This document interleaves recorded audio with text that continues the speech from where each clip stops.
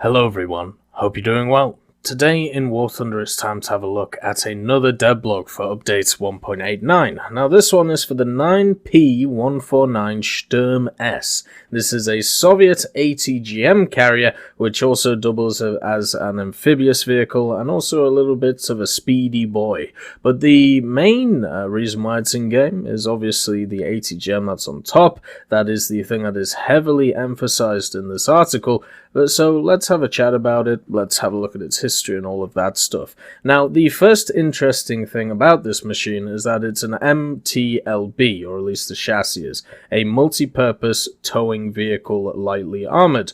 And what that means is this chassis, or this hull I should say, was used for many different projects through the 80s or even the 70s and 60s and all of that. And most of the variants that were created from this either mounted some form of ATGM launchers or some form of SAMs. One of the most obvious ones, at least I've seen, is the set of 4 ATGM launchers which are sat on the back. There was also some SAM systems, as I said, and a few which were mounted with some guns, such as 30mm and 25mm, but the main thing is obviously the reconnaissance idea behind this vehicle, since it is quite small and it is quite agile and it can go over the majority of terrain that it will find. So that's what it's for. It's for either light reconnaissance or the idea of a small machine packing a big punch, which is pretty much what ATGMs are there for,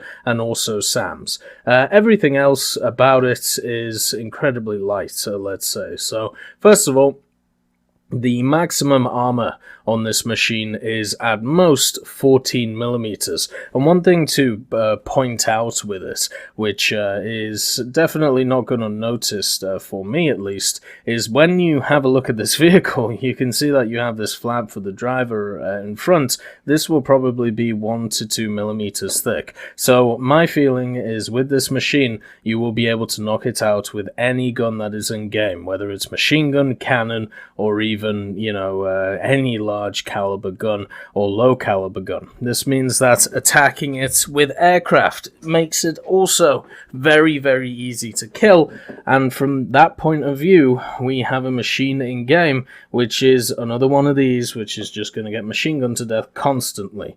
And after playing a lot of the Italians, and I mean stuff like the 6614, I believe it is, and the Orbal in the rank 4 and rank 5 area, the light armored cars for the Italians, I've just become very, very, very annoyed by the fact that windows exist in vehicles, and also sights, and also the fact that you have no armor. So when I see this machine, the 9P149, I'm already a little bit turned off by the fact that its armor profile is incredibly bad, and the fact that it's also an ATGM launcher with no backup weaponry, no secondary machine gun here, no secondary cannon, nothing. You literally have to hope that that one missile that this machine has will get you through the day. On top of this, it does have 60 kilometers an hour worth of speed if it ever gets up to that, which I'm sure it won't, and also it can go 10 kilometers an hour in reverse. So if you are in a situation, it's going to be very hard to get out of it. And guess what? This machine is designed,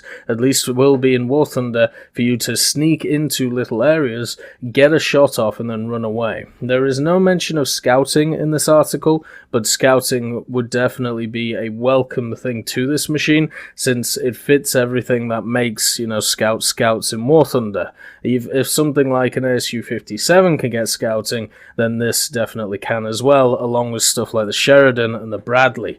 And since it's a reconnaissance vehicle, and there were specific variants which were only made for reconnaissance, for me, it definitely means that there should be some scouting. The only reason I can think to add this vehicle in the game right now is so they can prepare the hull for other variants which are going to be much more useful, instead of one which just has access to one ATGM, and then pretty much all you are left with is, well, just a very lightly armored machine that you're going to die with. This is literally a one pump chump, and it does have a really nice reload mechanism. It fires the missile, it drops the load to the right, and then it picks up another one out of, obviously, the hull. But the problem with this is you only have one missile. So if that one missile does not do the job, it means that you're going to have to wait for ages to get the next one to be able to finish off whatever you've hit. Meaning that for me, the scouting idea behind it is going to be much more useful. Now let's talk about the missiles, because the missiles are the trump card of this machine. You have two, the Shturm ATGM and also the Ataka ATGM. The Shturm ATGM, which seems like it will be the stock missile. Something tells me that this is going to be very similar to the BMP-1, where you have the BMP-1, then the BMP-1P, and once you get that modification upgrade, you get access to the better missile. The first one, the Shturm, has access to 560mm of pen, so pretty good. But the Ataka ATGM penetrates 800mm worth of armor, so that is your killing machine. That is the one that is supposed to pen, hit key areas, make the whatever you've hit go boom. On top of this as well, this is an amphibious aircraft.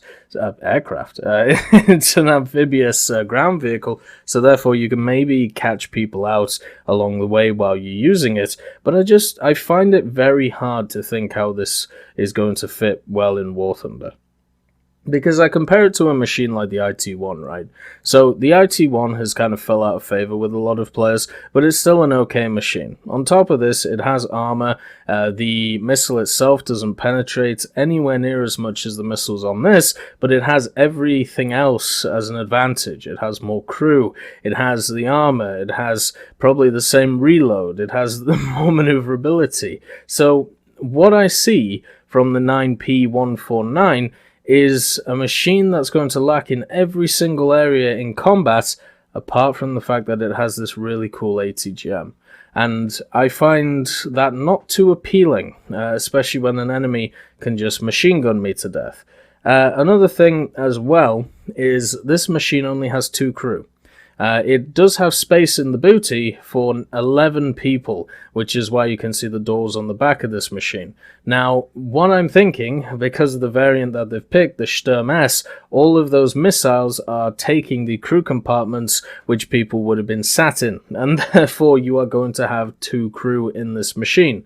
So with 2 crew, even if you don't die from hull break, even if you don't die from machine gun fire, all it takes is either an artillery hit from miles away, which is going to hit you, or a simple machine gun through that, front window that you see, through the driver's optics, I suppose you'd call it, to knock out this vehicle. Whenever a machine sees you, you are going to die. So you are always going to have to make sure to get the first shot off, which is key in most engagements, but on top of it, you have to make sure it's a killing blow. Because if you don't take out a commander, a machine gun's going to kill you. If you don't take out the gunner, either the machine gun or the main cannon's going to kill you. If you don't take out the horizontal, then you've still got the top machine gun and you've got, the coaxial. There's no real good place to hit an enemy unless you take them out in one hit. And they talk a lot about in this article that this thing, is highly mobile. It's, short, it's okay, and gonna be able to move around a lot. The problem is that I've found with the BMPs, the PT-76s, anything that has this kind of wheelbase where it is thin tracks and a wide body, it has decent maneuverability at low speeds, but once you start getting to those higher speeds, then it loses a lot of its acceleration. And therefore, when it says 60 kilometers an hour, I know for a fact this thing will never get close to it, especially on terrain that it's supposed to. So overall, you basically just have a death box with a massive missile on it. And that's all I can say. I think it's odd that it's coming to rank 6 of all places, and it's only coming to rank 6 because of the missile on it. That's literally it. I just don't really understand how this is going to fit. I don't think, unless people use it as a scout, like Why would you not just use the BMP-2? It's got a good gun against helicopters and planes. It's got a good gun with its APDS, which can penetrate a lot of the sides of vehicles. It's got a very strong missile on it. It's got the fact that it's got a turret. It's also got scouting and the same speed, if not more speed, than this machine. Why would you use this? Because it has a slightly better missile? That's not good enough. I'm going to need way more reasons to use this. Otherwise, it's just going to be another vehicle which is going to not really see a lot of play. Now, for me, it is definitely suffice to say that I don't believe every vehicle should be, meta-defining. Every new vehicle should not be power creep. It should not be better than other vehicles. But I definitely think this does have a place in the game. With scouting, with a lower BR than it's going to have, this is not a rank 6 vehicle. And on top of it as well, the other thing that this machine needs is other variants on the MTLB chassis, such as the 4 ATGMs, which will make it a lot more useful, a lot more fun than just a single ATGM launcher. And also remember, you won't be able to canter around the battlefield firing ATGMs, because if this has a similar system to all the other ATGM lobbing machines apart from the Japanese IFV, you're going to be sat in a situation where you have to wait in order to be able to fire, because you need to get low speeds. So this is the basic playstyle I see for this machine. You start off the game, you quickly get to a position, you wait in that position, you hope the enemy doesn't see you, and you fire off a missile. And when the enemy hears the missile, they turn towards you, and you have to make sure that missile hits them before they hit you. And also, after the 5 or 10 minute mark, when a plane or a helicopter is in the air, you're dead. Because guess what happens to BMPs, and guess what happens to lightly armored vehicles like the Warrior? They get taken apart, and this thing's going to be absolutely no different. It's also going to have hull break as well. There's just everything is going against this machine, apart from the fact that it has the missile.